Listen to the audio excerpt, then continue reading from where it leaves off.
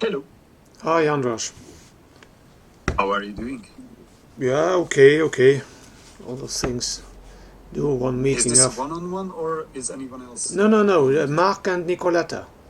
Okay. Yeah, this is supposed to be. I will explain what this is supposed to be. But this is one Good. of my ideas that I said I want to do it this way, as I'm chasing the guys to get going with, ahead of to prepare for the switch. To eradicate all the whatever bugs and stuff. And stuff that I don't like yet. I have a little bit of I will not say a little bit of frictions, but always a little bit, with management, because they always think, yeah, get everybody on board, blah blah, and so on. So they simplify things and don't understand what I mean, because I try to make the product. I know already what needs to be fixed first. It doesn't mean that you're making tests and that you encounter bugs and stuff, that already know you will encounter, and then you report the same thing. We lose time. They need first to it needs to be first in a work in a way that I know. Okay, now I have done my part, and now you will. It will be an experience like it, for you, to detect if that's what you like or if it's not. But that's what I will do. But in order to prepare you for this, because this is all about to get the system into a level that you can get a test account. And I have chosen. I wanted that Terence is not there; it's on holiday. But now Nicoletta will take the place.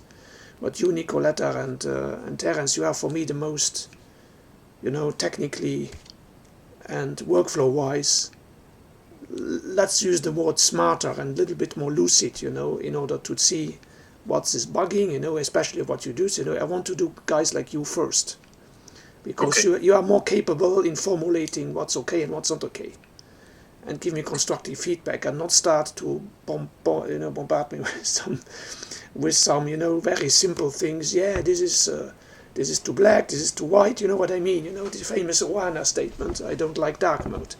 I know you also would prefer light mode, but that's also in the pipeline, but obviously not a priority. We need to get the Okay. thing. We need to get the thing. It's very simple. We need the thing to behave like step.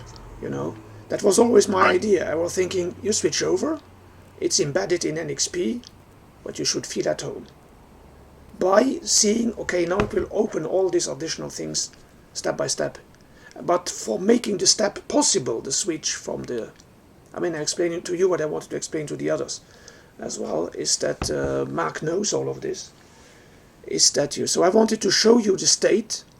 There will be another update next week, but I will see where it is, that you are already mentally prepared what you will see and what will happen. Okay. And what is the timeline about that depends on how implementing? they progress. The timeline is you make a test, you say what you think, what's still missing, and then of course it depends on is that something you can work with. That's the thing. So first you see what I demonstrate, and you already explain you what you will encounter, and that you're already prepared for some constraints. And what I want you, so that you already have seen that you don't start with your first impression and repeat things that I already know and everybody already knows, so that you have already that answer before you start, when you get your account, and then you start playing around and yeah, Ralph told me, yes, I have seen that, because I'm recording it, and you will get a video, then you can always use that as a tutorial, because this is like a tutorial now. I will show you, and then and then after it will be much quicker for you to make your own rounds, because it will be familiar to you, and likewise, I will now see. I want to be witness of yours and Nicoletta's first impression when I go for through it, because nothing beats a first impression. And I like also Mark to be witness of this first impression, and if you say, oh, this is shit, or this is good, Okay. I don't know, Let's hope. Let's hope. this I really don't like, then you can say it right away. But Right. I will point you on these things during the show. And you can tell me if my criticism that I always tell to the developers is legit. I'm 100% sure I am, but it could be that you are not. And you know what I mean? So that's basically the goal of this. That's why I wanted you and Terence in the beginning, but he's not available. I will make a show with him then next week to collect the same thing. And I hear Nicoletta is there.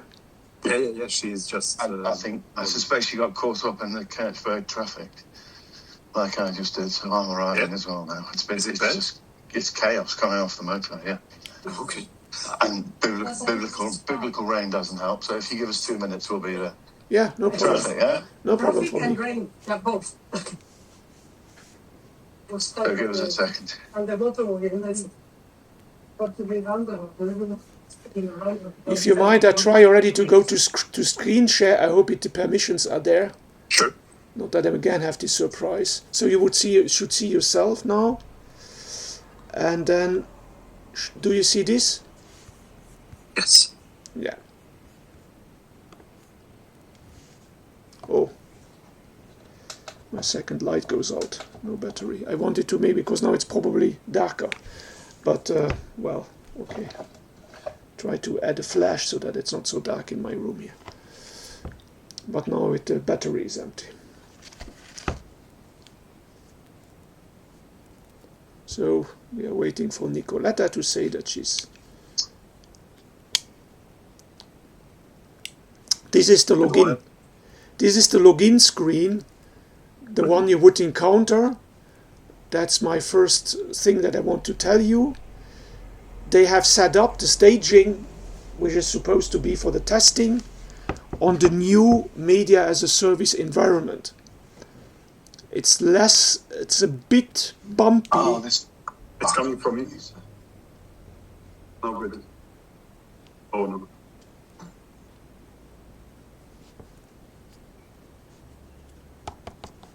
Best one too. Yeah.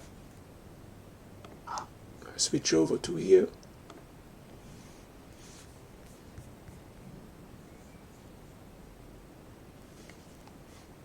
By the way, while Nicoletta is so we will access this through NXP. I will explain all of that now. I'm just waiting that Nicoletta has joined. Yeah,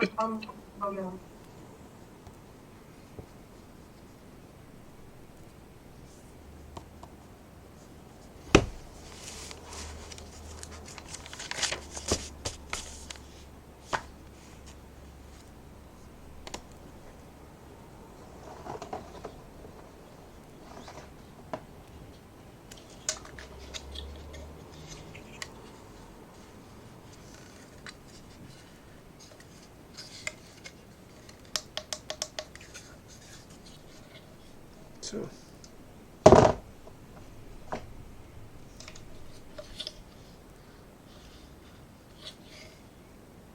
try to do something like the influencers do, with that special spot here to put in the background to make the room very bright, but the battery is empty.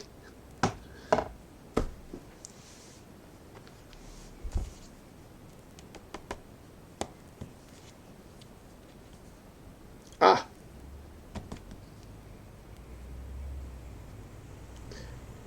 Nicoletta, are you in?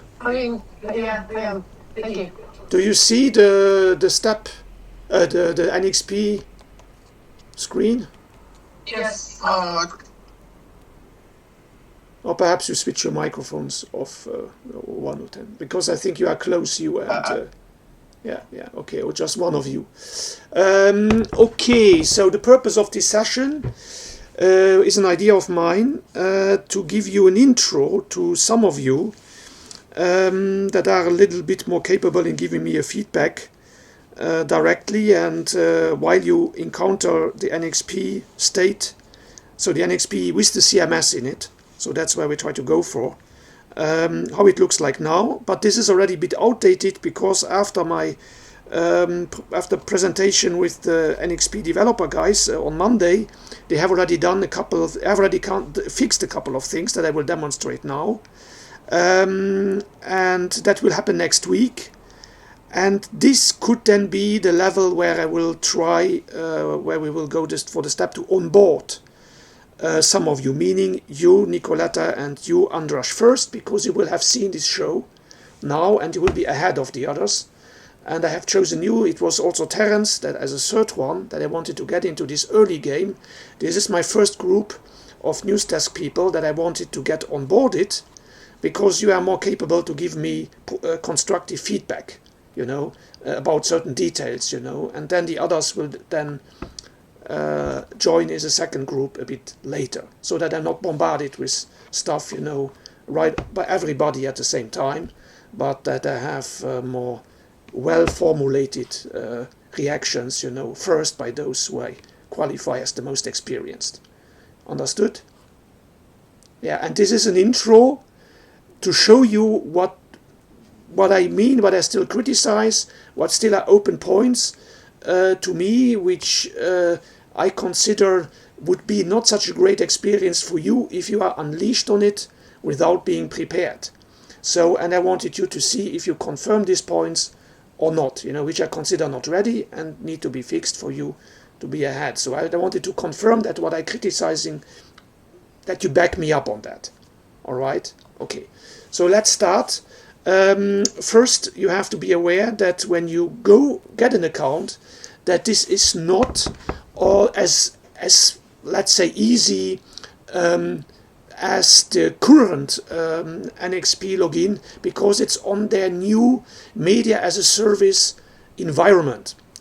And getting the account validated with permissions has, for me and also for Vladimir, who got as a second guy onboarded for some evaluations on the technical side, it took a while until they got it going. Okay, so be prepared that it could be the same for you.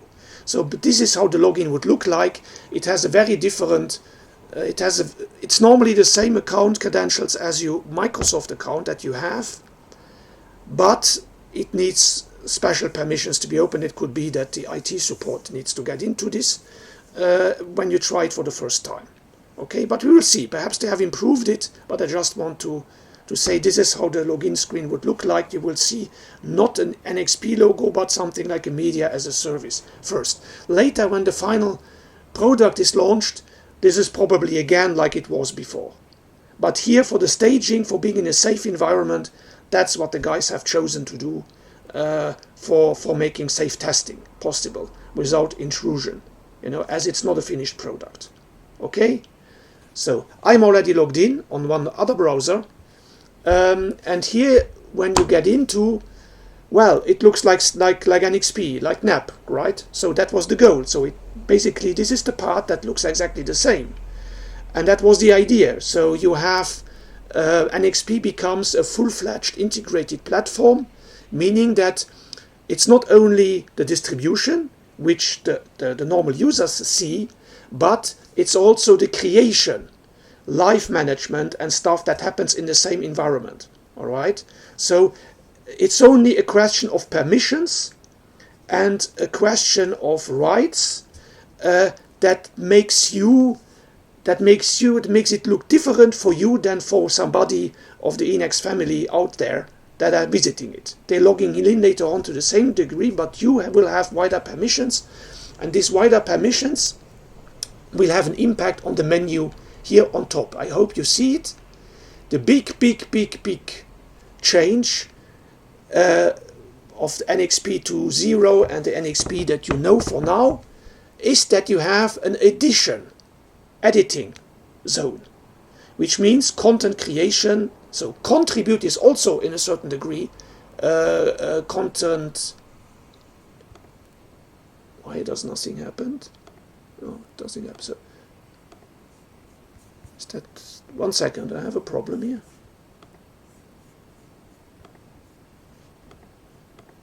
Okay. For whatever reason,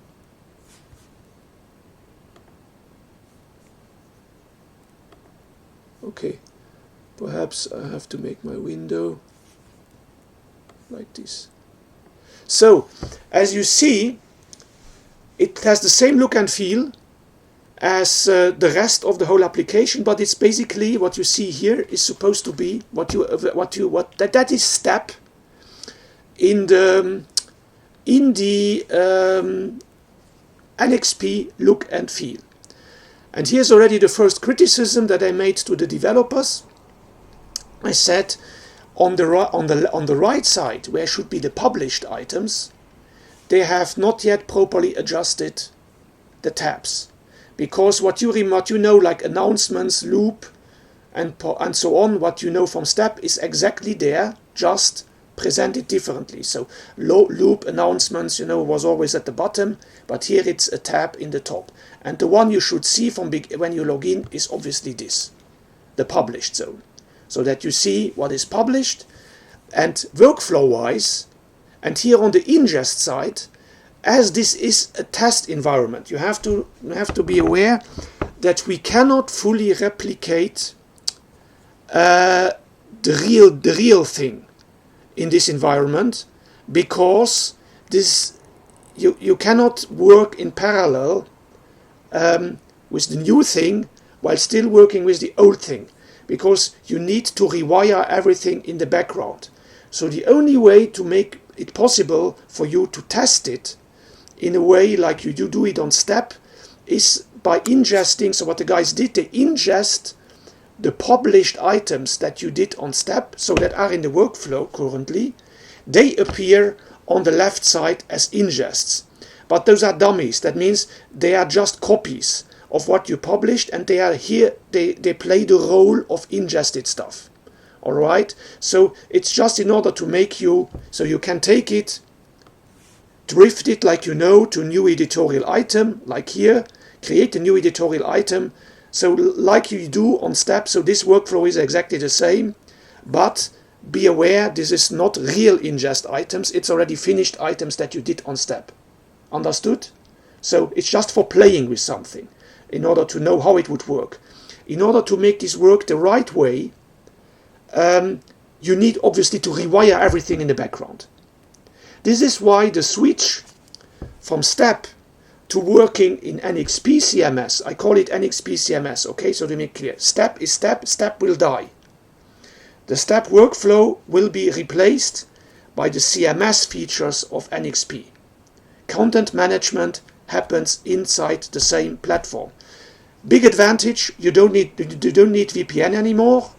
You log into this environment like you see via this MAS with your login, with your SEC2FA, but you can work with any machine you want.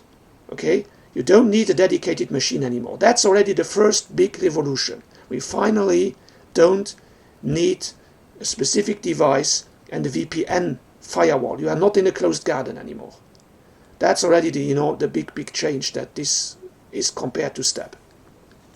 And what's so great about it is you do editing, you publish something, and you can instantly go to the environment that the users see, that the NX family sees, and can see, oh, it's published, everything all right, okay, I go back to editing. You see, these two worlds are now one simple click away. In a second, you don't need to go to do different FAPLOMs, but it's the same world.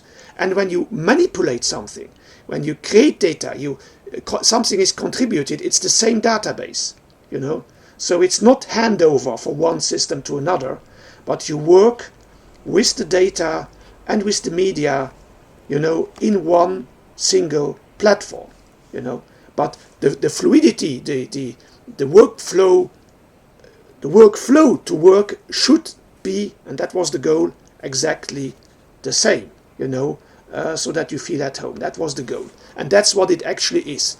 But as you see here at landing, there's something that will confuse. Said, why is nothing here? Yeah, that's because the guy have not selected the right tab. I set them in the update, published will appear at on landing right away, and then it will be the same like it is on step. You can filter, you see the filter options, search options, they are all here.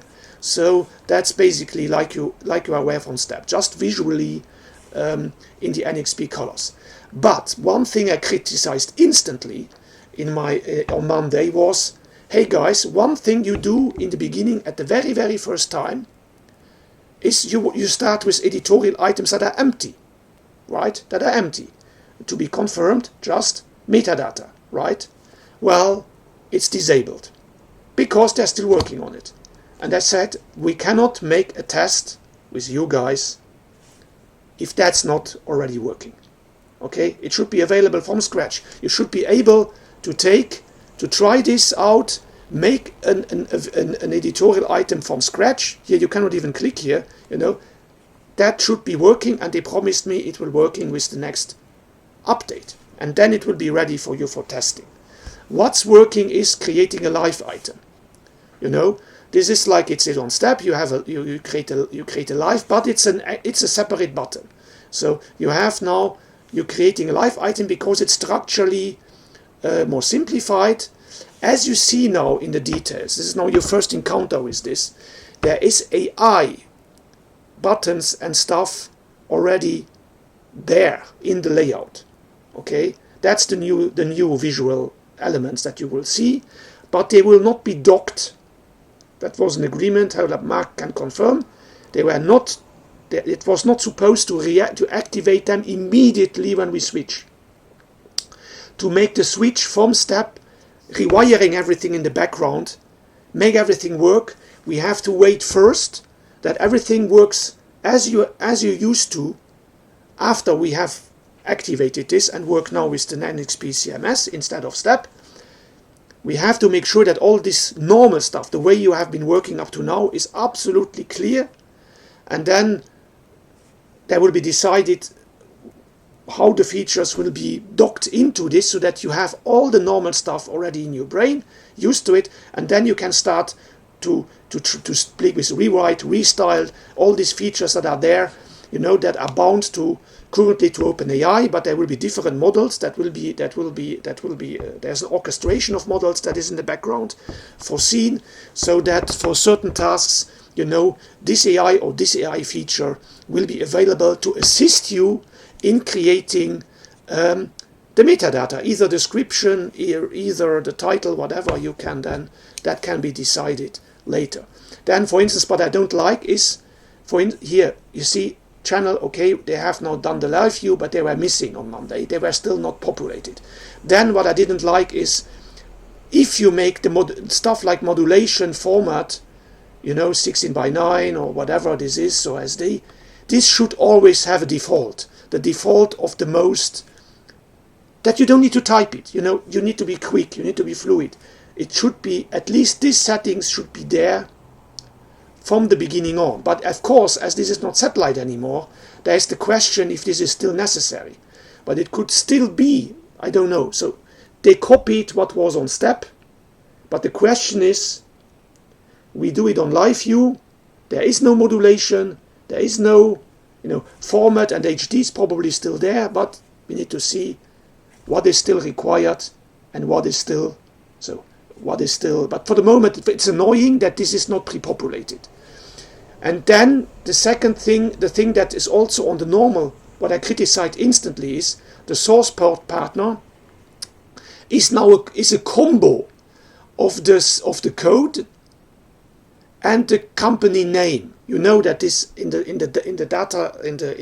database we have these two things. It's already in step like that.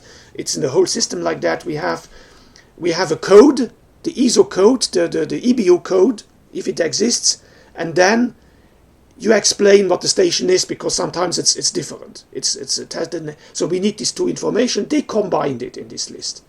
But what they missed to do, still until now, I already completed, it's not sorted. It's extremely annoying that this thing is not sorted. So you can search for something, but you see, I have to type to find something, like because for whatever reason they choose the creation date in being the sorting. So before you do your own rounds, obviously I want this to be like on step, alphabetically sorted on the ISO code, so that the list is exactly the same as you use it on the as you're aware of it on step. Okay, so then here location. Okay, if you type, it should work now. Berlin. Yeah, you see the Google location geo thingy is finally also working. It wasn't at an earlier stage. So all that stuff, that how you work on step, should be working like you're used to. This is the condition for me, to make your work properly. Here you see how a live looks like when it's alive in the work desk. Of course, the work desk is now heavily loaded because all of those are technically already published. Okay, so it's a little bit confusing because there is content that's actually not the work desk content, because it's imported items from. These are imported items that are currently published and so that's a little bit confusing. But here, if you open one of those, that's how it now looks like. So okay, I'm better going to one with a video, like this one. Okay, I'm making here edit. So it looks a bit cramped, I have to say, still, because of these additional AI options that they put in and a little bit of the allocation of the screen. So it depends, of course, of the screen that you're working with. It is foreseen, that you can deal with audio tracks, but it's not yet there. And the shot list is that you can really edit. This is a screenshot. This is not yet finished, but that this is more. But for the moment, I'm focusing on the metadata. As you can see here, this is what the AI idea is all about. You can toggle on, toggle off AI options. Here on the side, you have, despite the item information, yes, face detection, handling management. That's supposed to be integrated, but there are the discussions still, which model and so on. But as Mark will confirm, we try to leave it away in the beginning to make the switch lighter. So we wait in activating those after you have been, so that it's not too much to deal with, that it's when you land for the first time on the NXP CMS. But despite it being dark, it should be technically exactly the same than on step. One thing that will be working with the update is, here you see the location was already imported, but the country and the region was not immediately available at load. Because if it's imported, if it's already selected, it should also already pre-populate those from beginning on. They've confirmed that they now found how to do that, because for the currently, you see, you should be doing this. You see, you make it empty, and then you start to type Tallinn, and then it suddenly understands that this is Estonia, and it fills it with Estonia and Europe.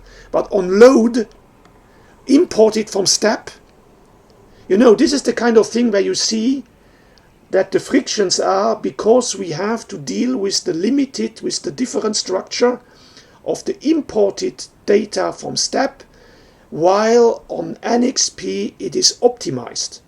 So it's when you start working with NXP CMS, that's when everything will of course work the most fluid, because it's exactly the structure and the fluid, like the optimized data structures that are in NXP, they will then start to shine.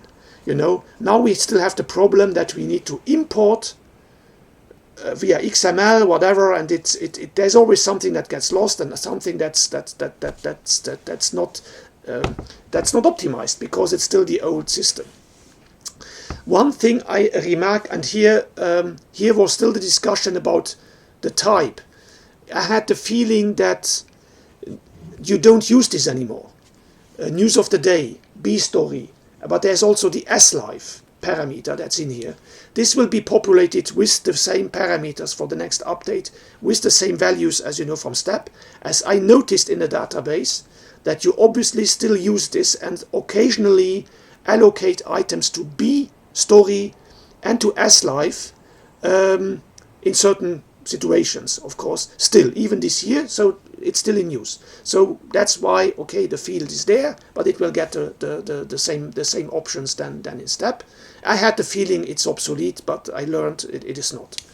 And then the other thing I didn't like was, this appears here, the third-party partner, at load for anything. And I explained them again yesterday, that guys know, this is on STEP something that only pops up if you select sourced by Emacs. Now I have here the same problem that of this sorting, so be aware it will be sorted the same way than on STEP, and you will find it the same way on STEP. But for the moment it's difficult because it's not sorted alphabetically. So if I want to type sourced by Emacs, I have trouble to get there. Yeah, there it is. So it should only pop up if you select sourced by Emacs. Then this field should pop up and should be or disabled. So should be disabled for anything else than sourced by Emacs. And then I also highlighted that we have not yet the autocomplete, that you're aware of all the values that you have already encoded in the past or that are in the database of the third party, so that you don't need to retype now whatever, United Nations or I don't know, Amnesty International, a Twitter user, blah blah blah. So you have entered so many. I hammered them on, guys. The autocomplete should work with all the values that have already been encoded in the past in the database, like it does currently on STEP. So it will not be okay if we start from scratch here. I guess that's something that you will agree with. And to make sure that this functionality is not mandatory to fill for everything, but this needs to be only mandatory, or let's say open to fill, when you add, when you are sourced by Emacs. And of course, what's also not working yet, what you see, what they misunderstood visibly, is that you need to be entering a new one, because there's always something that a new third-party source on social media, whatever. Yeah, you cannot do this yet. They thought that this is just a select field with pre-defined options like the others, but this is not. This has a different workflow. But I clarified that with them on the session, and I'm waiting for them to implement that the way it is. I'm a little bit upset about this because I had given many times precise instructions saying, guys, look at how STEP ticks and do the same thing. Do the same thing. Just look at it and do the same thing. And then some situations they visibly didn't look closely enough. Well, but now I hope that they will quickly fix one after the other. The one thing you see here is something we also will not activate in the beginning, but it's already built in. It's the 12 Labs integration. And the 12 Labs integration is, of course, it's video LM. So it gets better step by step. They have already a new technology in the beginning. There were some hiccups a year ago when we tested, but it gets better and better. And that's this technology that allows to go through the video. It analyzes the video and it tries to semantically understand what the video is, and then pre-render you a description, title, whatever, already. It will already make an AI proposal of what all of this is. Okay, and then you just fine-tune in it. And here we have now. The method. So it's less space. I try to get improvements, but you can expand it to a full screen so that you can then type, in a longer screen. And as you see, it is foreseen to add polishing, restyling, and translation features directly, in this workflow. So that was the idea about the AI integration. Again, I'm telling you, it will not be available in the beginning, but it's built in. And then, of course, you can even prompt custom prompts enter there. So what to apply on this. Okay, so that's the idea of the concept. So I go back here, the same with the tags. So here another criticism. This was bound to AI. Bound to AI, to a certain degree to help, but as Mark can confirm, in nearly all the platforms that we test, the tagging is often related to bloat. Bloat tags nobody needs, nobody requires, so we have then an avalanche of tags that are like, this is a door, the door is black, this is a car, this is whatever, you know, but this is not contextually interesting. We need more. We need to be, this will still be a rather manual approach, but AI can assist if you want. You see here, if you want it to propose something, yeah, it will be able to do so. But otherwise, manual, you can add manual, you can take them away and add a manual one. But here, what I just noticed yesterday is when you type, there's not yet an autocomplete of tags that already exist. You know, if you type Trump, you obviously want to see Trump appearing when you already start to type TRU, and it's not doing this yet. That's also stuff that I consider, Mark. You know, that's what I try. What my message was. I wanted that stuff to be working when the news desk people get onboarded. You know, so that they have a similar experience, or even an identical experience of what they have on Step. So they should feel at home. That was the goal. But they don't if that kind of stuff is not working, you know. And that's why I was holding off on it, on that. What next is, so if you go, as this is very, very loaded, this screen, and you want to dig deeper into working with the description, you have a detailed edit mode. And detailed edit mode is a completely new kind of screen where you are supposed to work with the main description. Okay, it gives you additional powers here. It's because you have so many options now to get assistance and to work with it, and bind AI to it and making changes. You have this kind of screen here. What's unfortunately not yet working in this demo, but what I got demonstrated in a development version, is you have a real versioning. What does that mean? Meaning, when you're making so when you see something blue, it's supposed to mean that this is a part that was influenced by AI changes. Okay? So you can apply AI. So what you will be able in this screen is, you can take a paragraph.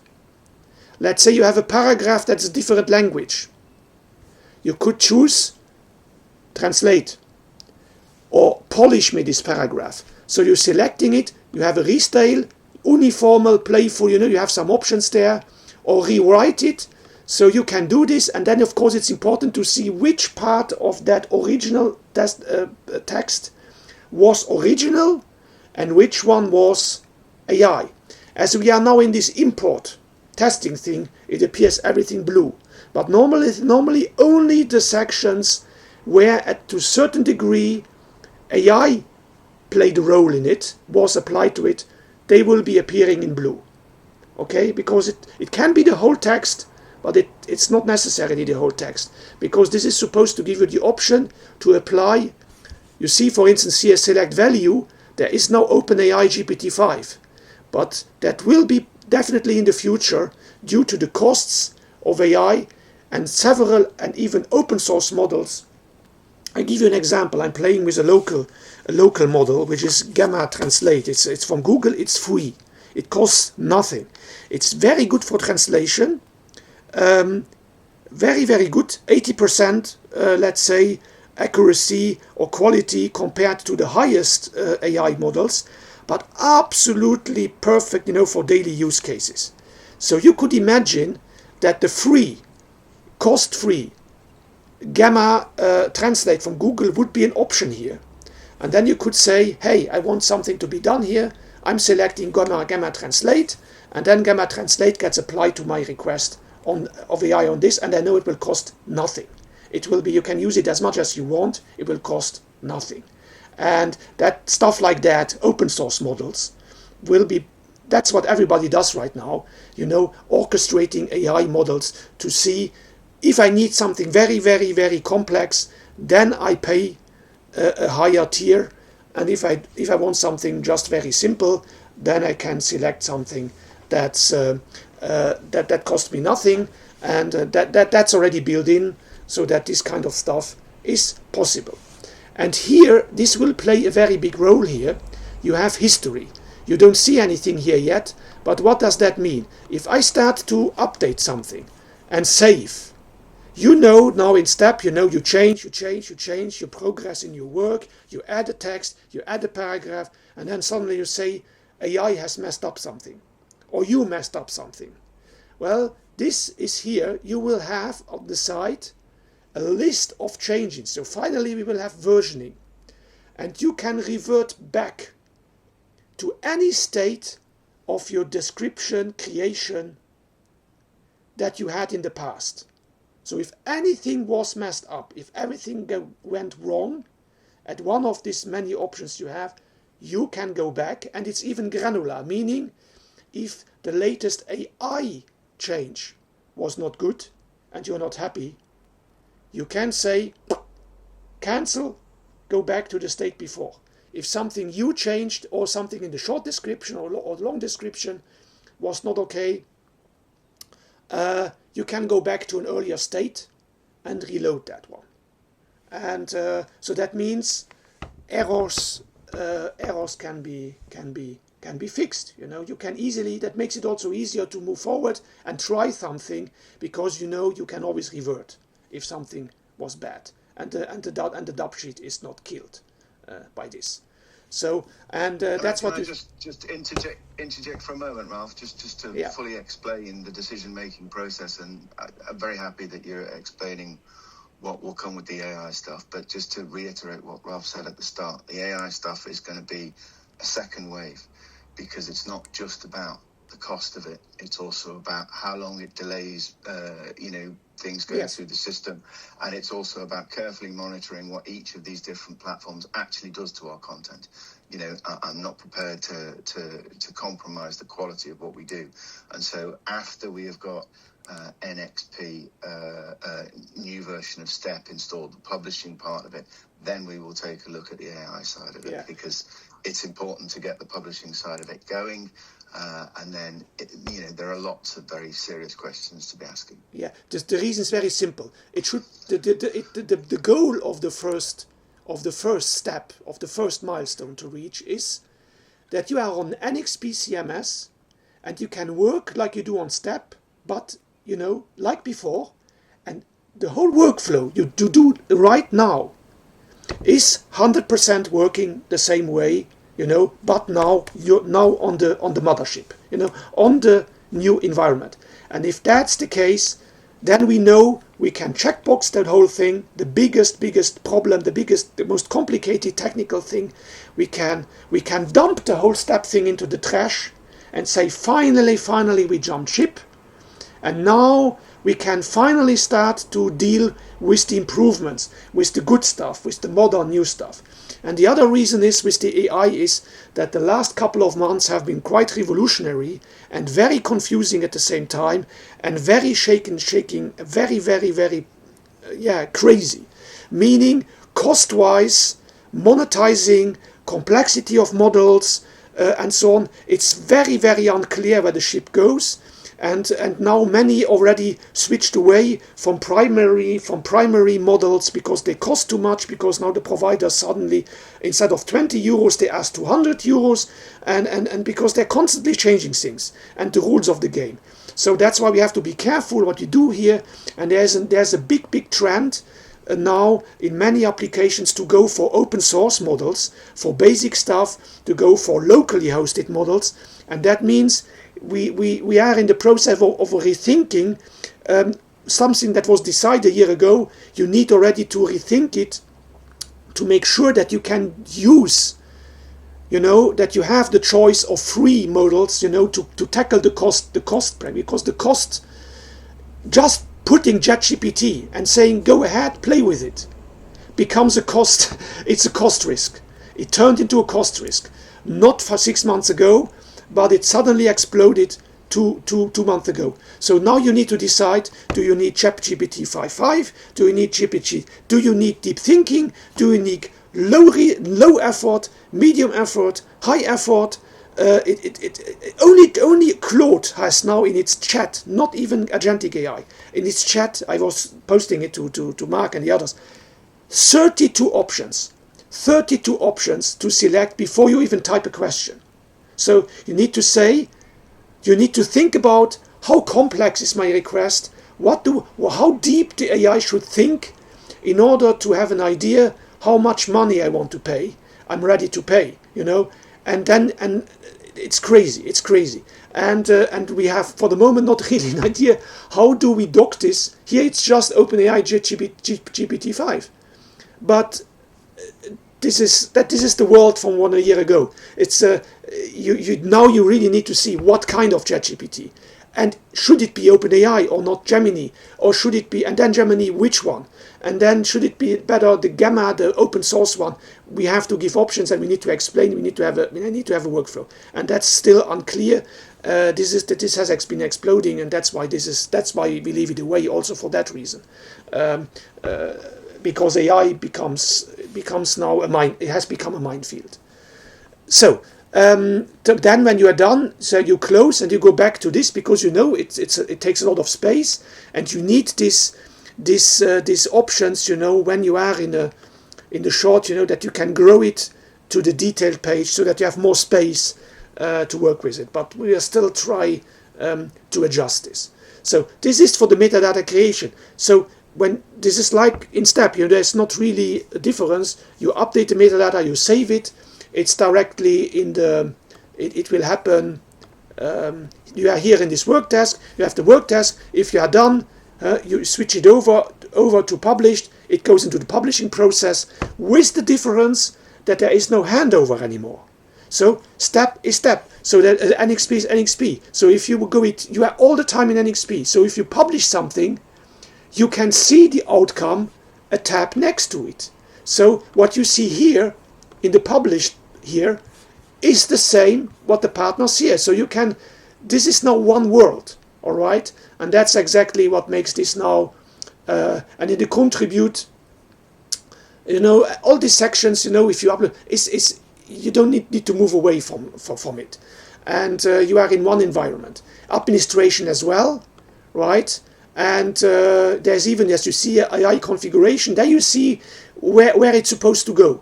You see tags. This is just a glimpse for what the administrator can do. You have here the models. So the models can be added. You can decide for the title. We will not use Claude, but we will use GPT. And then which is the folder model? It can be. So this list will obviously become in the future much longer, with options that are free, so that we can configure it the way we want. And for instance, for translation, it's not necessarily an LLM, but it's something. It can also be a classic API like DeepL, Speechmatics and all that stuff. So this will be fully flexible. And there's a toggle where you can. Can I have a quick yes. question? Just is the current phase of development, does it also include the contribute section of NXP, or this is just about the editing tool?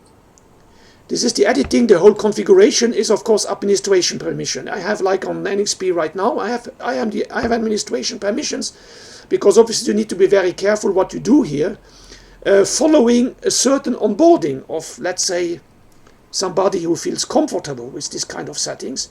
He can have certain permissions. Somebody like you, as you are on the technical side, also very much, I can imagine, you can change something, but we have to be very careful here, because, but permissions will be more granular. There will be roles. I can configure roles, but a bunch of that stuff here that you don't see is already existing on NXP right now, like the monitoring of the cloud agents, like when I had the configurations of when there was the flooding with the German items or SIC and so on. I was intervening here. but you need to be very careful what you do here, and that's why, of course, it's me who has the permissions, Vlad has the permissions, and it's already existing, but it will be much more rich in configurations than, of course, the current NXP, because of the existence of AI, because of the existence of editing permissions. I give you an example. If we don't, I think we don't have freelancers anymore, but let's say you have somebody else working, you can work from everywhere in the globe, and with this now, you don't need a special machine anymore for working. That's the revolution, that comes with it. You can, for instance, there's this idea, well, I think Richard Ballard is not working for us anymore, I think that's over, right, Mark? Yes. So, but let's say the Richard Ballard case was always in my mind here. He had to use this workflow I had to build, eDash and other things, and there was even this outsourcing workflow. Well, this is all obsolete. This is all obsolete. It doesn't exist anymore. Why?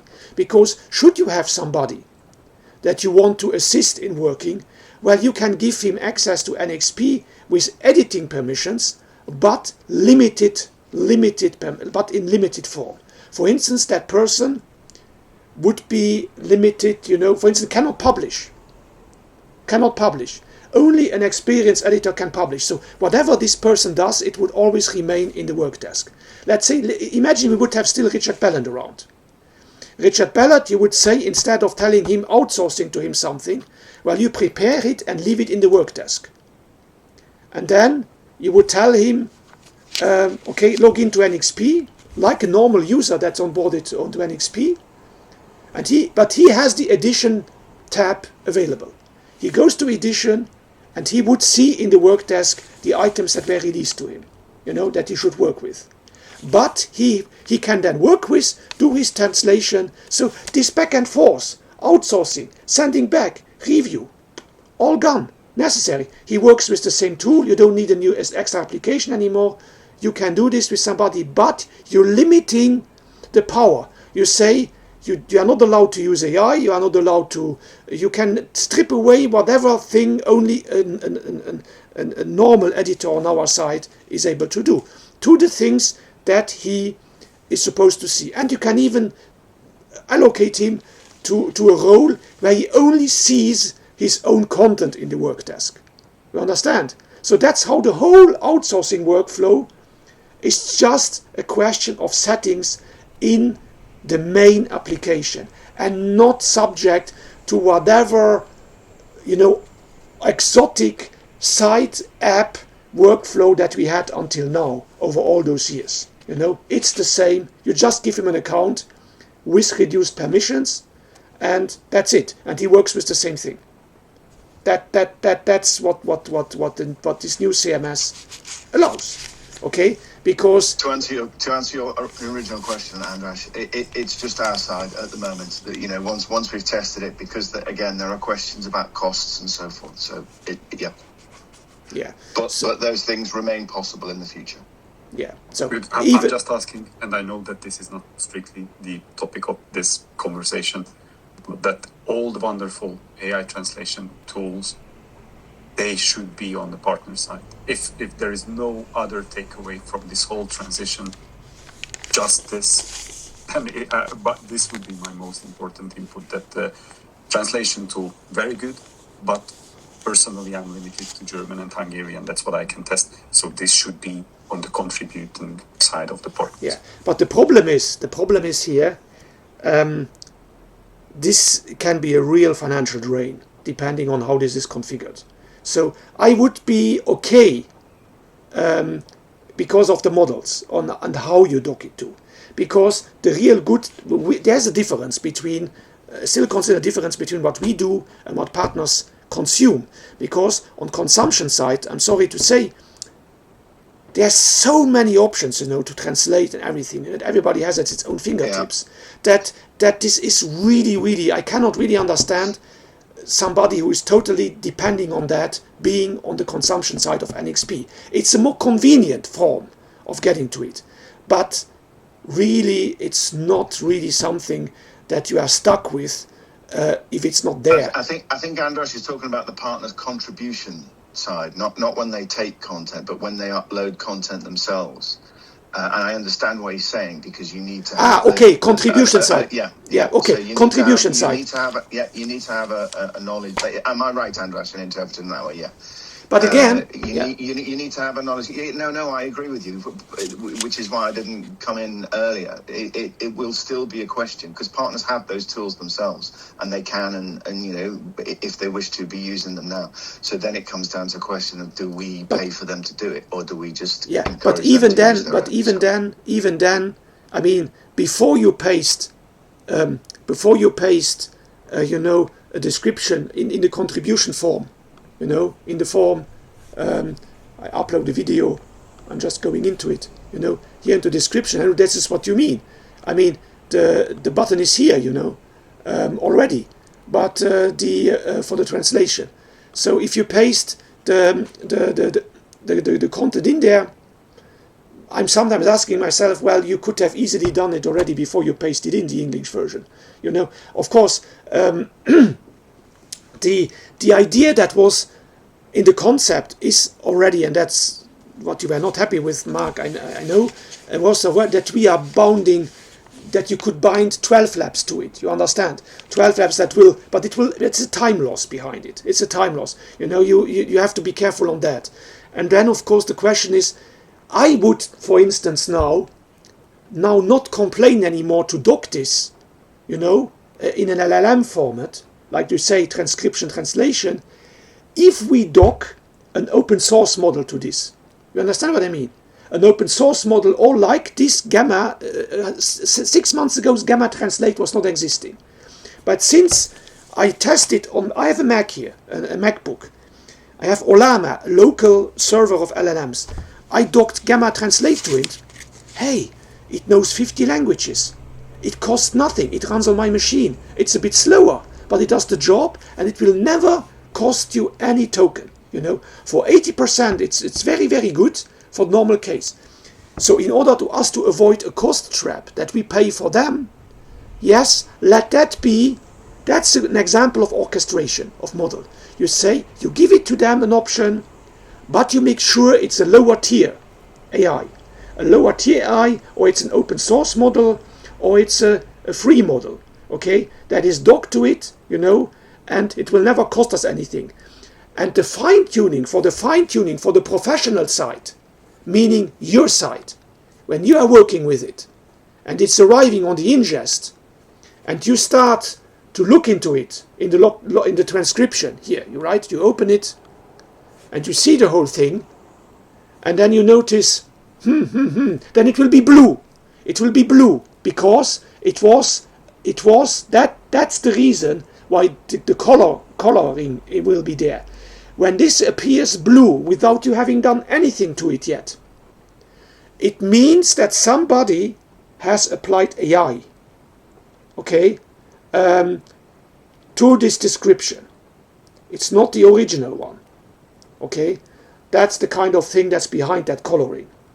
And so then you can overlook and see, well, I'm not so I would better fine-tune this. Then you would obviously have a model at your disposal that's more polished if it needs more work, you know, if it's necessary. I think in most cases it will be totally fine. But it could be that at some cases you need something more professional here. And then we will have that model at our disposal for doing that, and not them. That's the idea I have in mind, Mark, you know, to control the costs. That's one of those things that I would recommend for cost control in the future. Absolutely. But again, I say, you know, cost is not the only question. We will need to ask ourselves about which tools we use and how we use them. Yeah, which but is that's why I wanted doing as a separate. Yeah, but that's exactly where we need the reason why we want to migrate, make the switch, the technical switch first, that you have arrived, and then we can start testing. You know, we will be in an environment we can start testing, you know, with some models, with some things to see which combination, you know, is the most efficient, speedy, cost efficient to expose to the partners and too exposed to ourselves, because some users, of course, on our side are also smarter than others and can play with this easier than others. So it needs to be a world for everybody, that everybody can be Sure. But there will be rules on what we ask it and how we ask it to do it, if you see what I mean. Yeah, and it will be configured. It will be configured accordingly, so that there's nobody able to mess with it. You know, so because this can derail. Unfortunately, rather quickly, in the sense that suddenly one guy is, you know, the risk is there that you make a subscription, you make a limit, and suddenly out of a mistake, somebody applies now the newest, I don't know, manages to upload the Claude flap that was released today, which is the absolute top tier, like the Mitus they have promised, and then it burns all the tokens in one request, and the next user want to do something useful and say, I cannot do anymore because the limitation is, you know, the tokens are all eaten up, and stuff like that, you know. So that's the game that we need to fine tune, but we need to first have the big jump behind us in order to deal with this kind of thing. But that's what's upon us, because the options are all there. That's what I try to show you. It's all pre-prepared for dealing with this, and so it's probably overwhelming in the first moment that you see that stuff all around. This little logo here, this little icon here, which is the AI icon, which shows you have all these rows here that are appearing, and these options, and then it will be obviously annoying that they are there, but they will not be working immediately. You know, you click on it and it does nothing yet. That's why I want this session also to prepare you. Patience, but it's there. You know, it's the AI world is deeply integrated. Now I show you something more easy peasy, more quick. It's something I like a lot. I think we will probably have not much to say about that. It's the video part. I know this is still part of a discussion about the costs, you know, with the BCE guys, but this is where Olivier Vati had its finger in, and this is really, really cool stuff. So it's the clipping of an item, and let's say you want to edit here, this video here, you see you can, new clip, then you can drag it, drop, you have here, you see it jumps in the video automatically. You can say this is a clip I want, and then it appears here, and then you can just play that one, apply, you know, edit this with information. It goes into a clip database, and then you can, after, already start to make a render of this whole. So only this part here, this is what you call an including clip. Including means this is like whitelisting, blacklisting, meaning now I have selected this sequence here. I can now, 1 second, I have to finish this first. It's a demo, save. So, I think you should be able, what was it again? So I'm making now another one. I can hear E, or I am in a unconfirmed. Second one is here. Move this over. So, and here you make this, and you can make it with shortcuts. Shortcuts in, out, forward, a second, go to start, so you can go anywhere in the video. Here, E, next, O, and have a third clip. You see, 1, 2, 3 clips. You can, I think I know you can rearrange them, and after you say, voila, these are the 3 sections I want, and then save it and render the version. This already works, huh? So this already works. So you have the video cutter, and at some point now you go out into the overview, and it will pop up here as an edit, and then you can directly play with it. So the video clipper is pretty cool, and if you want to exclude something, well, you do the other way. So I take another video, go into the video player, You can have several instances of those. So you can work on one and then you make another one. So here's this, and now instead of, I start with a clip and I say not including but excluding. Why does that work? Why doesn't that work?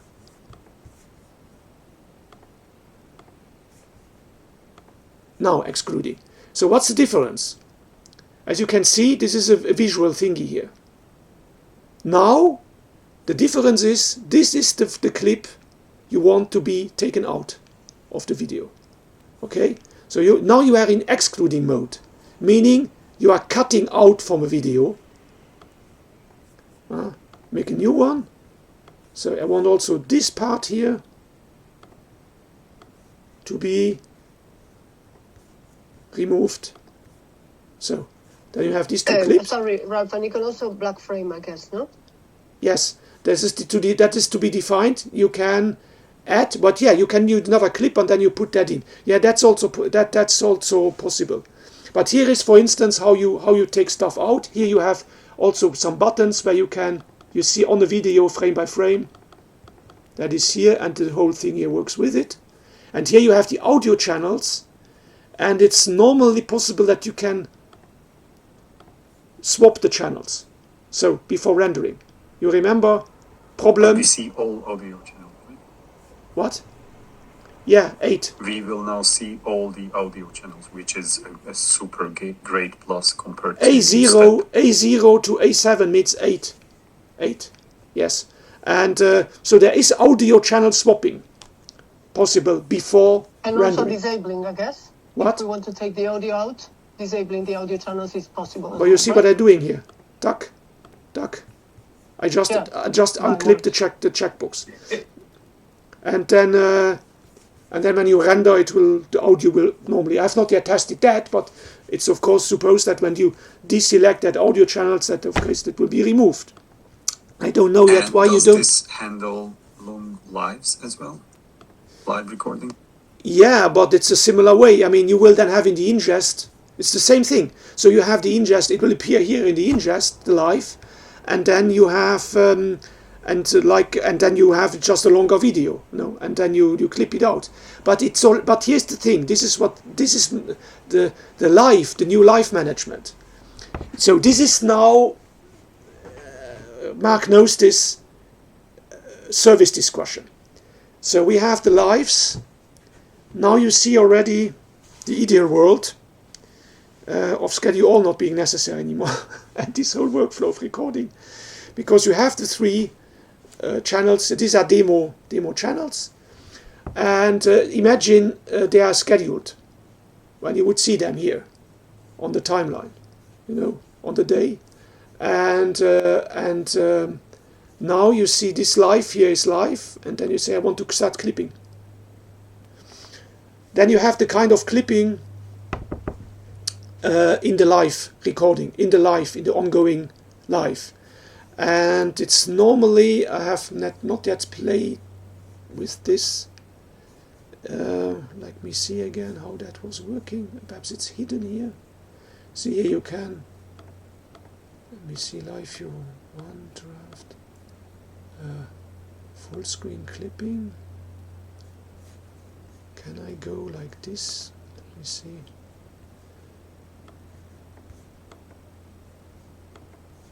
They demonstrated this. It's basically the same.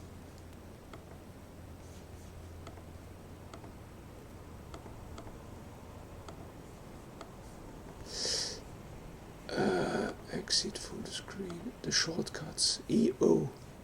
Okay, let me go here. E, am I typing E? Did they disable it? I think they disabled it. Clipping in process, there's something in process. So, something they must have disabled here, sorry. Here, out. Here is an in and an out. Where is it? Here's an in and an out that was defined. I have to go back to the clip title. Test. Live. Save.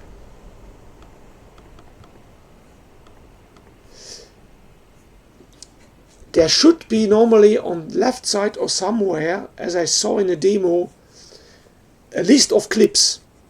A list of clips that are generating, and they will be available in the...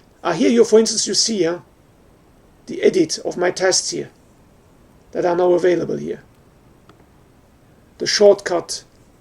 The video is still rendering, but it already starts to appear in the ingest side of the step-like CMS. So that's how it basically works. It gets an edit of, like you know, from currently attached into the beginning, and but there is a connection between the live clipping and this clipping. You know, I have to ask them again, because I see I'm now a little bit lost how that was again. It can be that they disabled something. It was not like in the demo when they were on the development version, but normally in the live, so you are not actually, as far as I understood, seeing the whole recording. You know, it will end up if it's finished, but you can already go directly into the live stream, and then you start clipping there, instead of the doing it in the here. You know, that you load the recording and edit, so it's directly in the live part, in the live section of the of NXP. But this is here. That also the reason why this is still a little bit unclear is what options are available, because it's a question of see here I can switch into the live view in X2, then in X3, and then I'm basically in there, and then normally I don't know how they did it. It was very easy. He was in the clip, and it clip in out in out in out. He was selecting zack zack, and then you had a list of clips. You know, that's what I saw. You know, in the demo. At some point, then you take those and you can. Yeah, again, no, we don't have to worry about this immediately. It hasn't even been decided yet whether or not we go with this as the live clipping technology. I think they were piling up here. I think they were piling up here. Here in the list. Now I remember. When you start clipping and creating clips, the normal workflow is like this: that these clips, these in-out clips, will appear here. You see here, live view in the source. Here in the sidebar, you will have a little list with little thumbnails and clips that will progressively be generating. You see, like imagine this is an arrival of a this is an ongoing live of an EU council, and you see now Merz is arriving. So you're making in out, zack, Merz, give him zack. Then he will appear here, because we are now in the red one, in the live view DC one.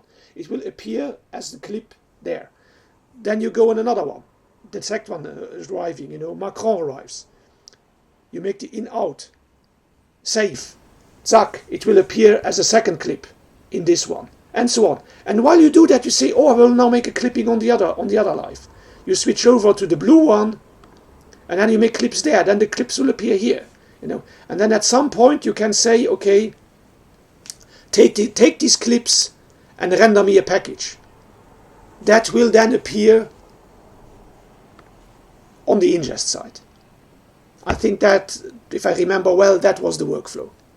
Okay, if something is live, ongoing, you're doing it in the live section. You clip on the ongoing recording. So lives are supposed to be recorded for a certain duration and available, you know, so that. But again, this is linked to some costs, where there is controversy still ongoing because of the hardware that is used to enable this. But in order to demonstrate this, it's currently available for playing around. But I will ask them again where the limitation currently is, because I just noticed now that I cannot make this work like it was shown. And then you have a draft. You create. I think this is related. You make a draft edit. So you start with some kind of little project.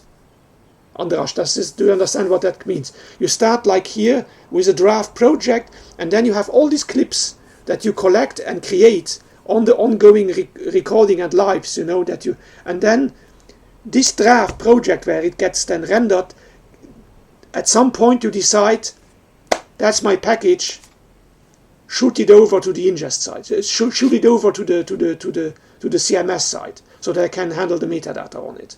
So you're actually doing it here instead of the... I need this to get confirmed, but you understand what I mean? Yeah, the whole live recording workflow, it's a little bit a world on its own. Okay? Until it's finished. That's how I understood it. When the thing is completed, then it will... But I cannot exclude... I'm not excluding that when you're clipping, that even if the clip are part of that live project, here in the draft, when you are in the edit mode, I will not exclude that it's not visible as well in parallel here as an ongoing thing. You know, it can be that it also pops up here. So you will see it on both sides. Do you understand what I'm telling you? Because I need to get this confirmed. But it's rather an additional option than a limitation. Okay? So that you decide where you do this. You can wait with the whole thing to be complete, and then you're doing it here with this editor. Or you're going into this, into the clipping, into the live clipping, and do it there. I think you have the choice. Voila. The story, they took it over from Step, but we have never really used it. Okay? And I mean, Mark, you remember our discussion about it? I just mentioned the button is there. But as we couldn't say that we will still use it, the story, what was, just remind what story was always supposed to be. The story was the container. So let's say you're having, there's a bomb explosion somewhere, or here Belfast attack, and you know you will have during the whole day probably a dozen items about the Belfast attack. You create a story Belfast attack, and then you allocate all items, you know, that are bound to that story. You know, it was always supposed to be a container, an upper container for a bunch of for content to be allocated to, so that you have a bigger, to allocate to a bigger story. And there was always the idea, there was at some point the idea to make in the landing page or on the website in the very beginning, the idea to use that in making a breaking news thinking more pop out, like a box, you know. So the information that you encoded in the story appears like a box with this top information, top header, let's say teaser text, and then all the items related to it, to that bigger story, would appear in that box, like you sometimes see on newspapers or other portals, where when there is something very, very big going on, that it's contained in some visual container, you know, separated from all the rest of the normal content visually in the layout. That was always the idea that's behind it. And so they kept it technically because it's in the structures from Step, but we never really made use of it. But there was the idea. Yeah, I'm not unhappy that it still exists, and maybe we do think again about it. I mean, we address those problems in a number of ways. One is with a tag, which then allows us to put it on the front page as well. And the other is by, a short phrase at the start of each headline, which also has the effect of drawing to it when people are only visually browsing. So it's something to think about. I'm not unhappy that it's still there. That's fine. And maybe it is time to think about whether or not that would be a better way to do things. Yeah. Here you see then also the tab stories. So imagine there would be stories. Here are some tests.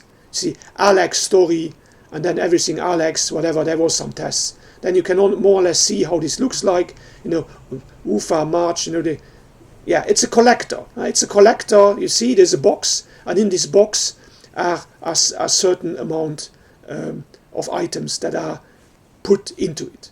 Okay, That's what it is. So this two, either way, I mean, the publish for sure has to drift to the beginning, because this is how the CMS, how it should look like. So to remind you how, like on step, you know, and then you see you can a bit squeeze them to adjust. Can I ask a question of you, Ralph? Yes. I'm basically done with the presentation. Okay, fine, cool. I'm not sure if you did mention this earlier on. Sorry, I did have to deal with something else. And I wasn't clear from the last time we spoke to BCE about whether or not they had implemented the tagging solution that we had discussed, i.e. that tags could be created, but they then had to be validated within a certain time period. Is that still the case? I don't see that yet, no. I see that you can here. So what will happen? How will we? What was your? I was focusing. You mean if somebody uploads tags or adds tags on contribution? Was that the word? No. When we create an item. Yes, and a new tag. Yes. So basically this one here. So here, for instance, you see. Yeah, okay. You select one. Here you have the free edit. You see, what you want. Let's the following. The workflow would be the following. If you start typing normally, it would start to autocomplete, to look in the list of existing tags, okay? Yeah. So that you can select the one. That's not working. So as I anyway have to criticize this, okay, to tell them you need to make this work, you have to type something, you know, to make a new one. Like here, Trump, he doesn't even accept, so. All right, well. Yeah, okay, here's finding out. Now it works. Yeah, test. So this is the procedure that you want. So you have to first type. Let me test something. It doesn't show, you know, a list of available values. That's key, because you need always select something. But if you type something that doesn't exist, then comes, as you can see, it doesn't ask me. Why? Because he has it found in the database. It doesn't show it in the list. You see, I think at the moment I don't understand that. I don't understand. So how do you get look. I have now making this, and suddenly disappears. It disappears. Why? Because he made a check in the database if this kind of word sequence existed already or not. And he only validates the addition if it's not yet existing in the database. But that is the thing that you wanted. No. So what if it's wrong? What if they create TURMP? If I'm making just test, it doesn't show. Yeah, well, what do you mean it doesn't show? How do you add test as a tag there? Yeah, because the selection is not working. This was bound to selection, but there is no selection working. It was not typing. He doesn't accept it to be added because it already exists in the database. If I had... Okay, so you're saying that will work. You will be able to add test even though it exists. Yes, it will be shown because it exists in the database. Okay, so it's not working here. What's not working is it's not working. It doesn't show me the available value from the database. Okay, all right. Okay, my other question though was, what if you type in TURMP? This? Oh, no. Whatever. Yeah. But he says. There was a question about how we get rid of bad tags. The problem is, of course, this workflow doesn't prevent bad tags because it only checks if it's existing or not. So you cannot. So it's a bit. This is a bit used, but it doesn't validate. So in this case, thump is bad because thump is a word you would not add. This is one where you would need the validation. Originally, yeah. So tell us about how does that get validated then? But you have the checkbox to see, yes, I want that tag. Okay, there will be times when we need to genuinely create a tag that doesn't currently exist, correct? Yes, here's one. Here's one. This is one, because he gives me the green. If I type Trump, he will normally not.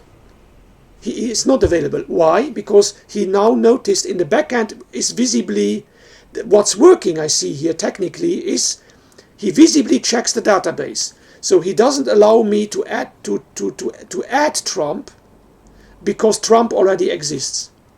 But what if you have to put it in? Yeah. Sorry, what if you have to put it in? Here's the selector. Oh. Yeah, but if it disappears when the is existing already, yeah, is it? Where is Trump? I don't know. I had selected this one, but this is how they build it as it is. Here, Trump. There's Trump. The selector is here.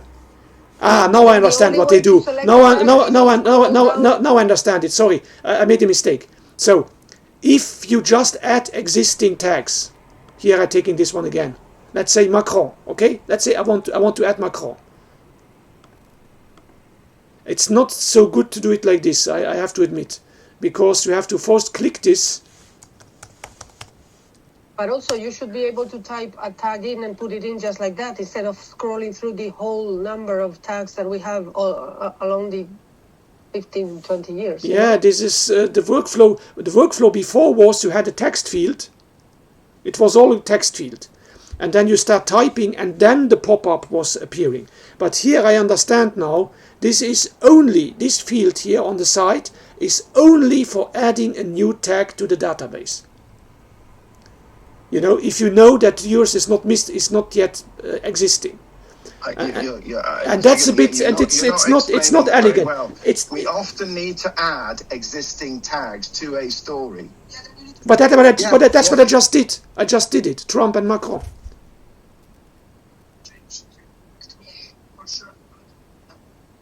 But I cannot add Trump here because Trump exists in the database.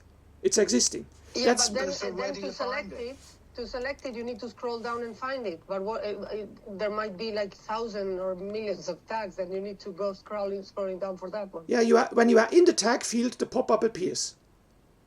And then you start typing. Trump.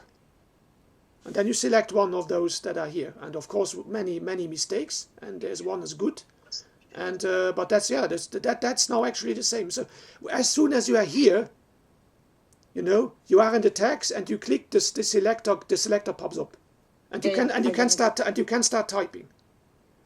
The difference,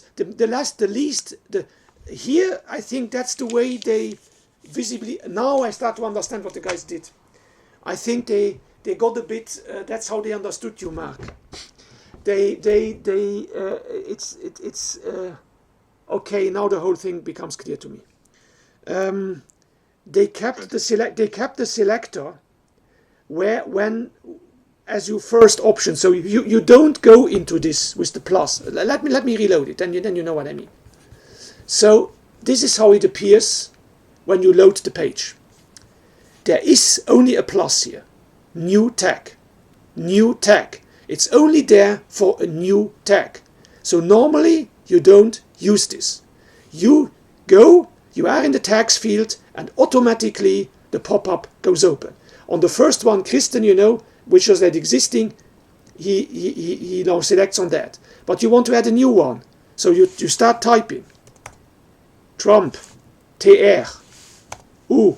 No. Okay, you have to be a bit quicker, you know, but true. Truck. Let's say I take truck. Select truck. Truck is added. It stays on it. It stays on truck. You see? I stay in the list in there. But I want something else. I want to say plane. I just type now PLA. Okay, it's now in N. I was not quick enough. Now I have plan. Zack.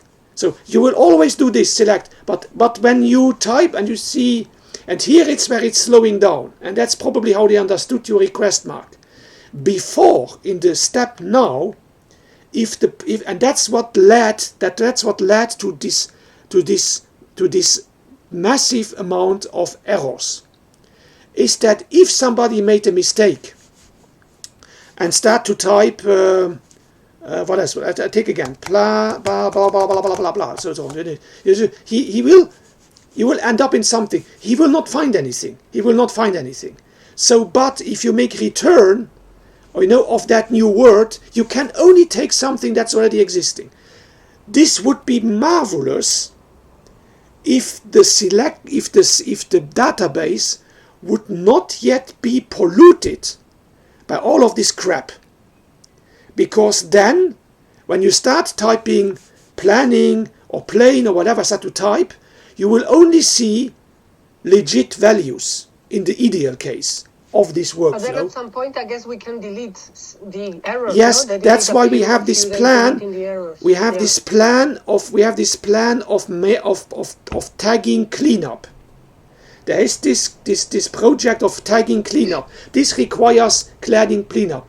So, but what doesn't happen anymore, and that's Mark, that's now the way they implement it, this is what you wanted, is that you cannot, by accident, type like plain with 2N, make a return and it's added directly to the database. That you cannot do anymore. So you can only select what's in the list. That's what the normal workflow is. Only when you really think, I want to add something missing, it's simply not there, then you have to manually, it needs to be your brain decision to open this plus, type this plain with 2N, and then it checks first if that really is a new one, and only if it's really a new one that the database doesn't hold yet, then this green thingy appears, checkbox, to confirm, to give you a second decision. So you have 2 times you need to click to confirm that you really want to do this. So first, going on the plus, expanding the field, typing plain, this new word, and then confirm that you really want to add that one. So that's what's replacing the accidental typing of new tags. It will definitely be helpful because you make it annoying to add a new one. It has to go this way. But the problem is we have this workflow. We are now facing this list of crap that's in the middle of the selection list. That needs to be cleaned to make this really good. Then it would be okay.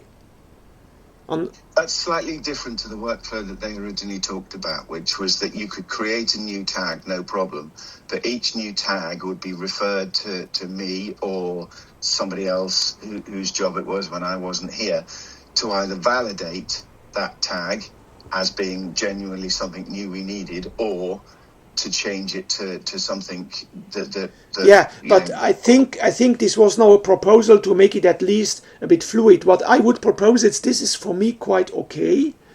What I would suggest as just before, because I'll forget what I was going to say just before. I understand what you're saying. I think we need to think about how often we genuinely do need to create new tags, which my first reaction is reasonably often. And that if we make it too difficult to do, that's going to cause problems. I don't think they've appreciated how often we do need to do that.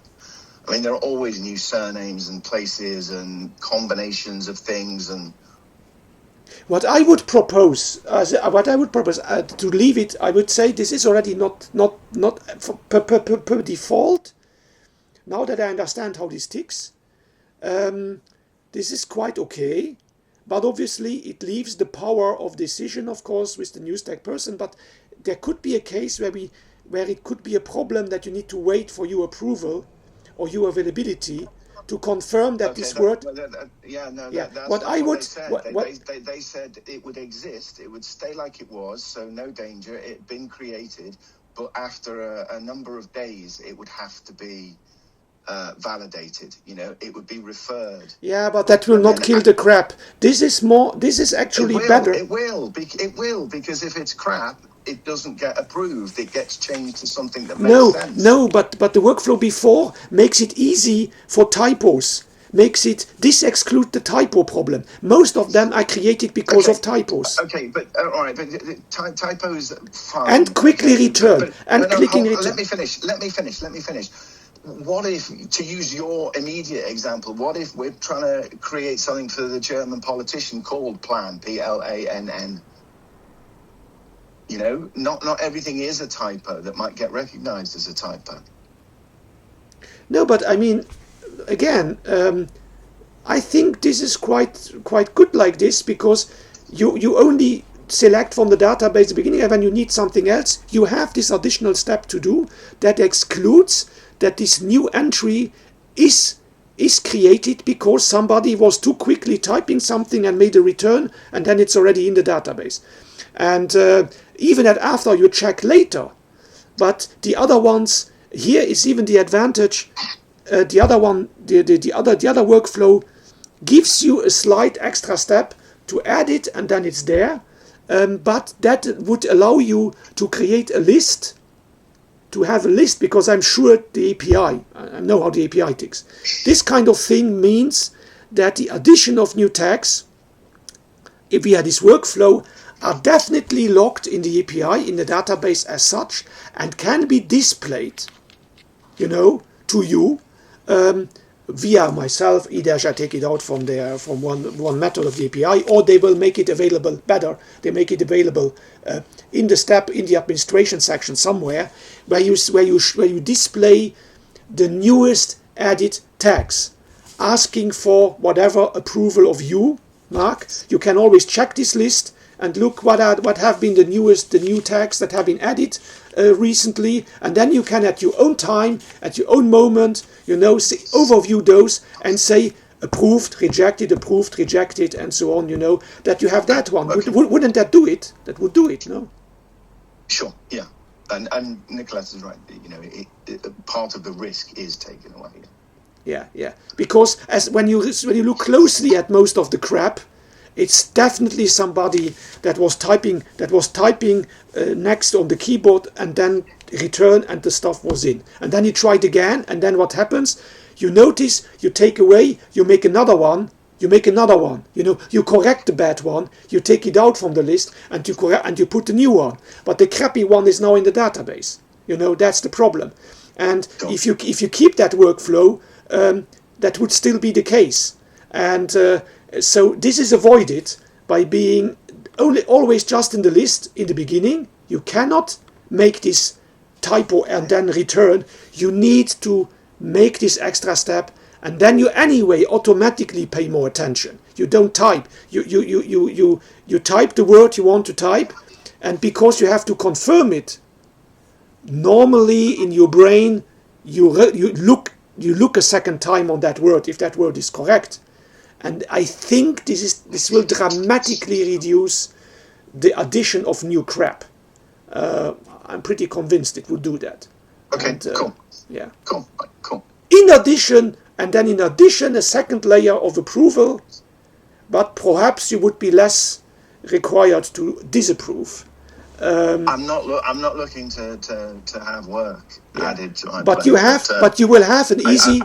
They explained it quite clearly, and I think the tagging bloat is an issue for us. You only have to go to categories, because you have tag categories now, and you see here the disaster that we have in the database. Because look here, this list.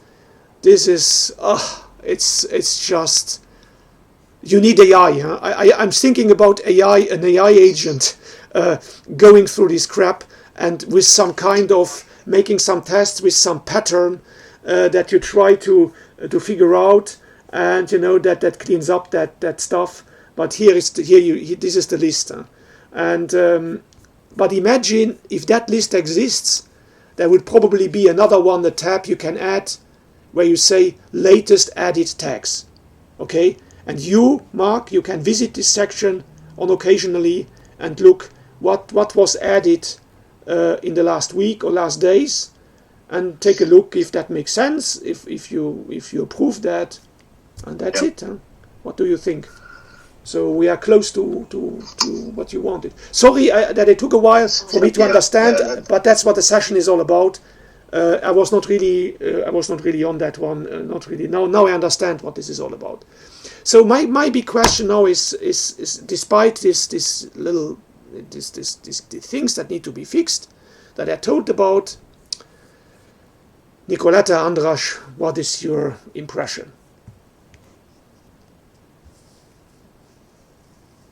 Right. Can I be the devil's advocate, just to start with? I mean, I find this super. The fact that everything is included is great. The fact that everything can be just switched from one tab to the other is great. The fact that we can edit in everything embedded in the same location in the same app. Now, talking as an old lady and as someone who also work in a little laptop, and you can notice that this has been developed by someone with like big screens and stuff. The first screen for editing, it's a nightmare for me. I mean, especially when I work at home and I only have the laptop to look on, and everything is so tiny, and also even the new editorial item button is super tiny. Everything needs to be surgically measured. I don't know about you, but I mean the layout at the beginning. Now then, when you switch to the other screen, everything looked much better, to be honest. That's why it was added. I share your concern. Yeah, everything in the same screen, it's a bit of a put off, to be honest. Of course, the moment you start to working with it, everything starts to be automated as well, and the muscle memory helps a lot on that. I try to simulate a bit because I'm on the 4K screen.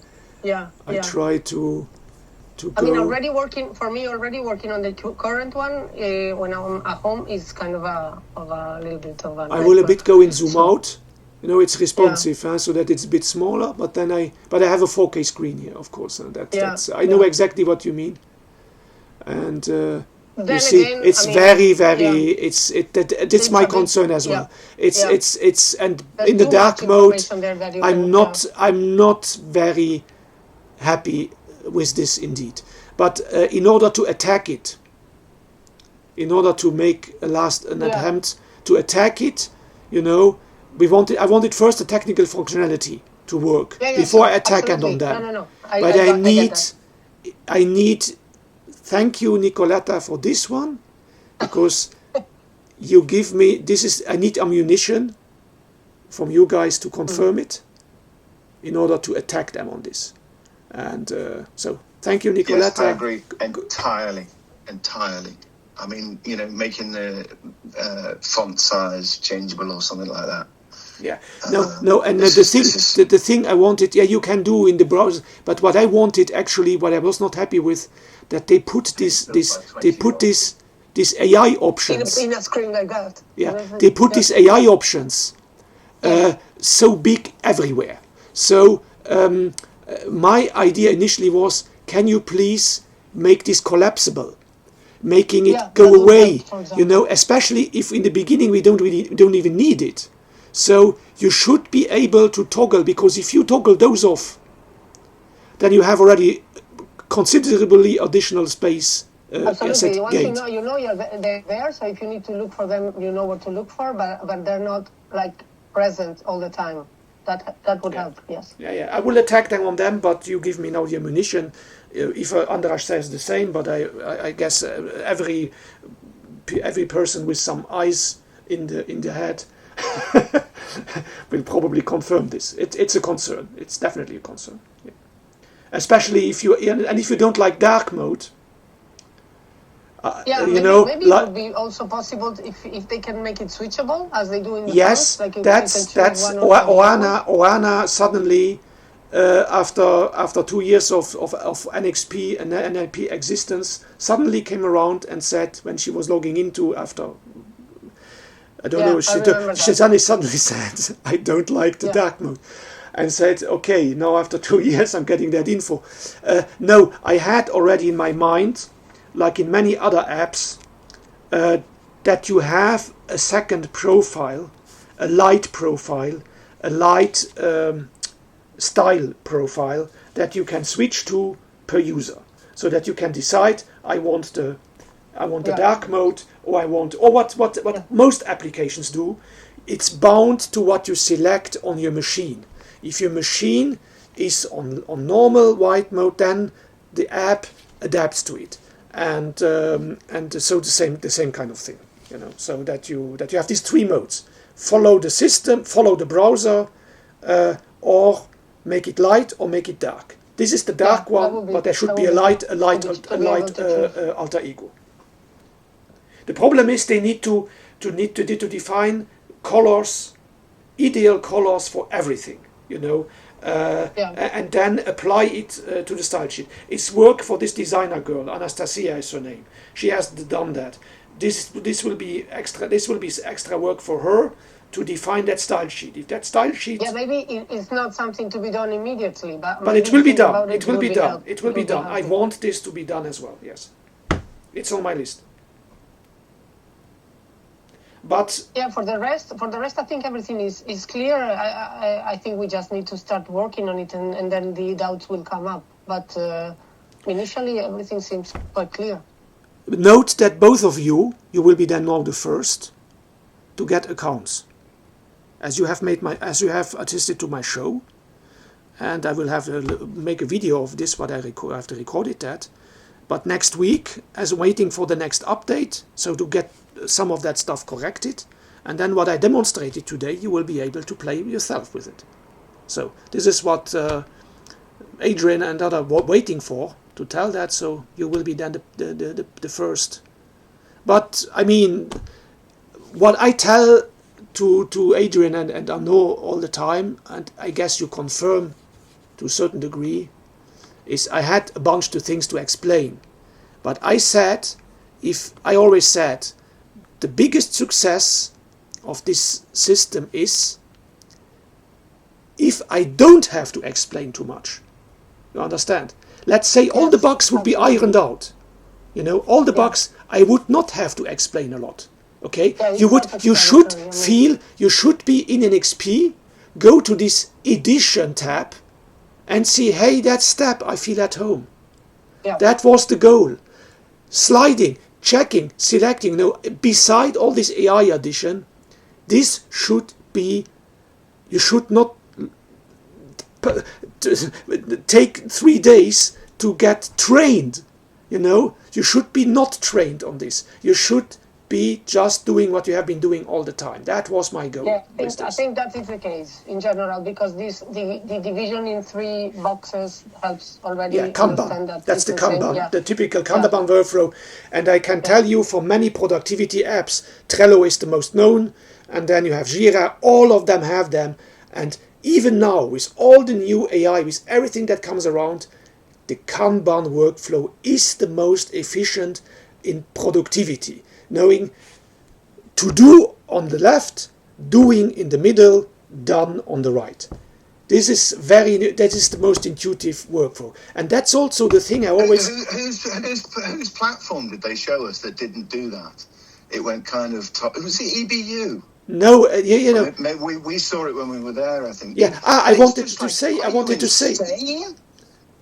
Yeah, you have this list view and so on. But if you are here, you still have the list view. Huh? The rundown, you have the map, the rundown view. Yeah, this is EBU. Huh? This is EBU, and to visualize things like. But that's for content, for visible. No, what you probably mean, I can share a screenshot at some point.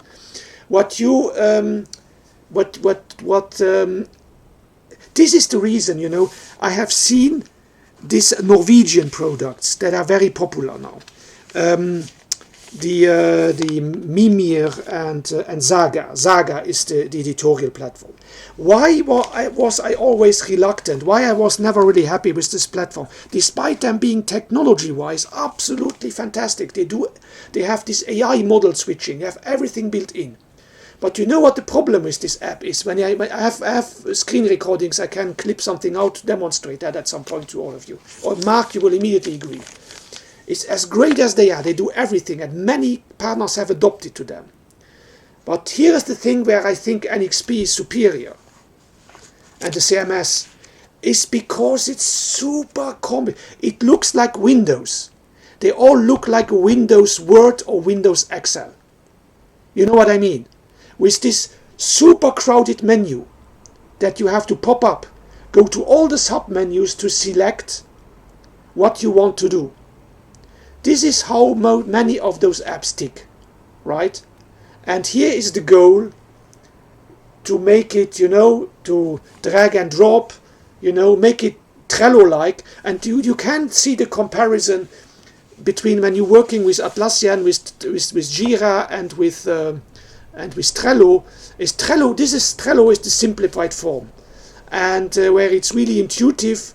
And Jira is the same thing, but it has the same board, but overloaded with options. It's great for developers, great for project management, but it gives you so many options that you die. And as you say, old lady, me becoming also an old man, yes, I'm getting sensitive to this myself, and it's bloaty. It's bloat. I call it, this is visual bloat. Visual bloat is a problem. And getting lost in options, getting lost. Featureism is a term that's often used. Because at the end of the day, Featureism. it's exhausting. You need to be. It's exhausting. Like extra careful, not clicking on something. And this, I have unfortunately to say, more like an Apple approach compared to a PC approach. Exactly. The options that you need are there and ready to go. Exactly. Android. That's also why I'm saying, okay, you don't like iOS, but iOS has usually and Mac OS anyway they are more. But if I want to say the one page that it's totally it's totally hitting that pain button is this one. is of course the detailed page of a story, because this is, I constantly thinking, how can you lighten this? That's why I was thinking, perhaps we can get rid of the type field. We get some space. We can get rid of something, and then it becomes difficult. Any field that you can get rid of, then it would give more space. You understand? You understand? Make it collectible, as you say. You understand why I was jubilating a moment? I said, perhaps I can get rid of this, and we can gain a line. I was obviously, where can we gain a line? Yeah. Here they lose for whatever reason. The style, whatever they programmed. Why is there this white? It's not white, but it's white space. Why they don't manage to get this closed? I don't know why. There is something. I don't think location and country. I mean, now at the moment we have the country in the location as well. I understand the region because it divides us like the world region. But we do have in STEP we have the location including Tallinn and Estonia. You don't need also to reiterate Estonia. So that's another. There's an extra. They should get rid of this. But I wanted to say there is something. They listened to me in the beginning and they tried to do something, but it's not sufficient. It's this. There's a collapser. When you collapse for the upper part. Okay, and when you collapse it, the long description becomes smaller because they try to make this visible. Yeah. And you see, when you collapse, the long description becomes bigger.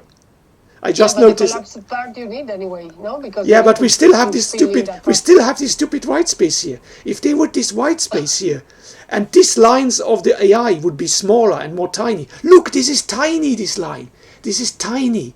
They should make this as tiny. Here. Don't you think? They should make this also super tiny. This line. And that will already to make more. Just to be clear, this will be the time when we can make these suggestions for the developers, right? So when we tested this. Yes. We will do that anyway. Yeah. I mean, we will work with it a little bit, and then all the doubts and options will come up. And what the best thing is? The best thing is, I will not even say anything. I will now leave this part to both of you. Okay? Let us agree. I will now tell the guys to give you accounts, and so that you make this, that you touch it for yourself, and then you give me both a little statement as feedback, which I can use as ammunition. Yeah, absolutely, a bullet point or something. So, yeah, cool. But just to be clear, this will not be active then, Ralph. No, we are able to test it in a beta framework, because your original thought was that we couldn't actually start